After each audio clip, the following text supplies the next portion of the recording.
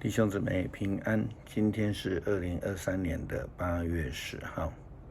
今天的经文是诗篇105篇第1节到第6节，16节到22节，45节。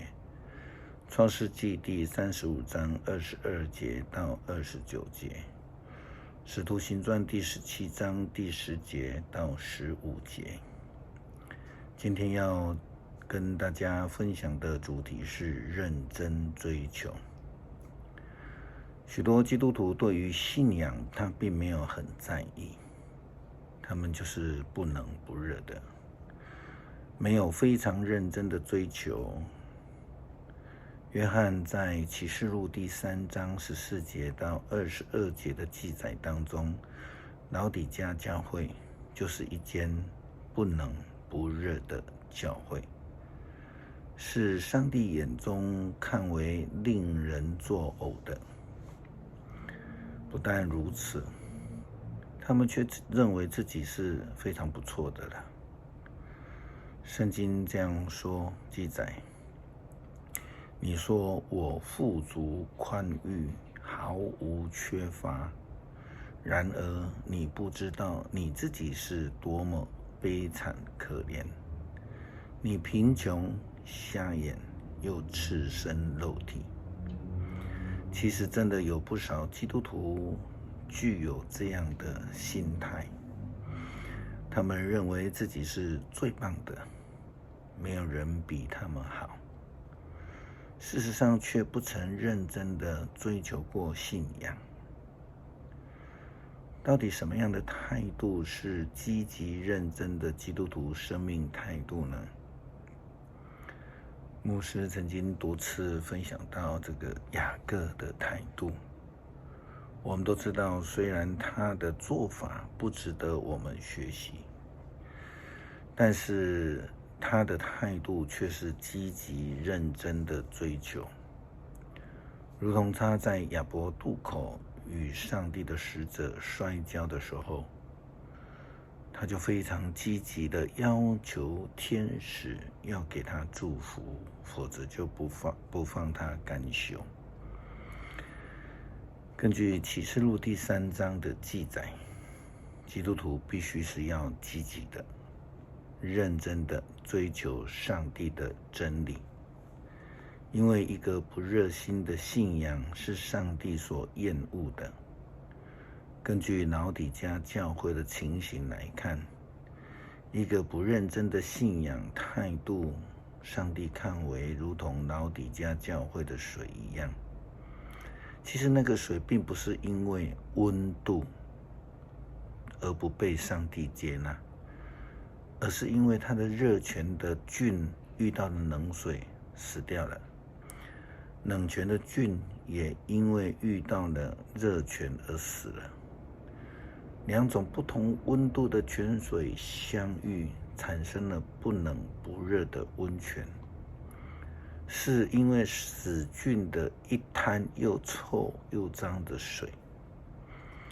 圣经上说，你要写信给老底嘉教会的天使，说那位阿们，就是忠实可靠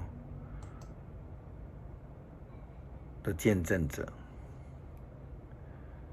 那位上帝创造的根源这样说：我知道你所做的，我知道你不冷不热，我倒愿意你或冷或热，因为你像温泉一样，既不冷又不热，我要从口中把你吐出去。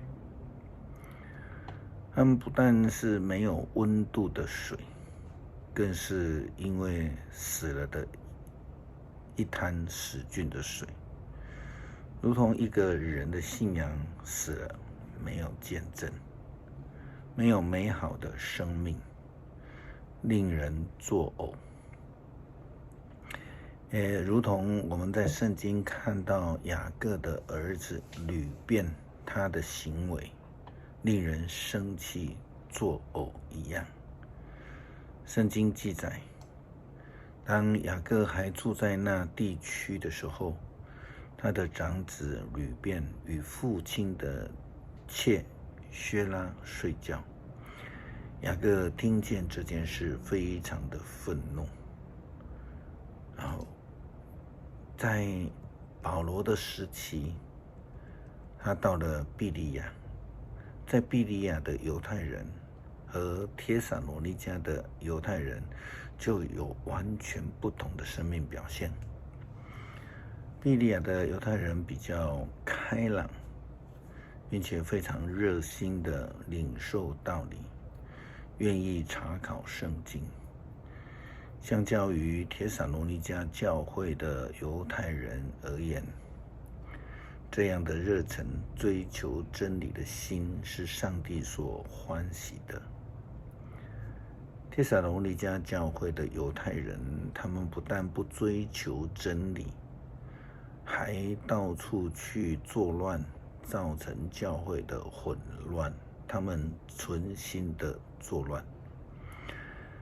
在《使徒行传》第17章第10节到15节的经文这样的记载说，一到晚上，信徒们立刻送保罗和西拉往庇利亚去。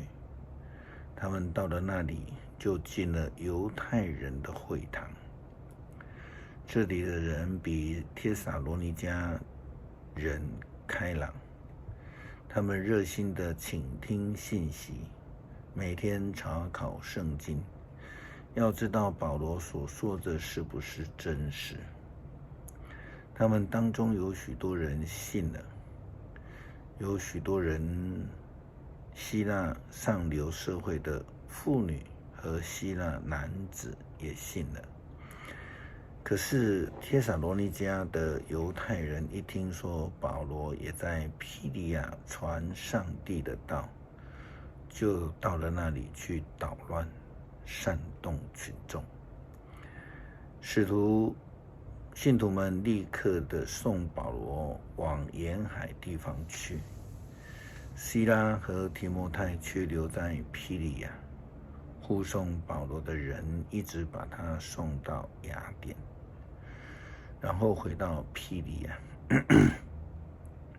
带来保罗所交代的话，要西拉和提摩太尽快的赶到他那里跟他会合。我们看到这样不懂得认真追求真理的人，只会为教会带来纷乱，成为教会当中令人作呕的一滩死水，正如同老底嘉教会一样，令上帝感到不悦。加州退休牧师刘瑞义牧师，他在他的脸书上分享了一张他自己的贴文。那贴文当中引用了罗马书12章第2节的经文，他这样说道：不要效法这个世界，只要心意更新而变化，叫你们查验何为神的良善、纯全、可喜悦的旨意。他进一步表示，躺平、没有意向的教会领袖，加上坐着礼拜只求坐享其成的基督徒，会把教会变成一个食古不化、幼稚而落伍的地方。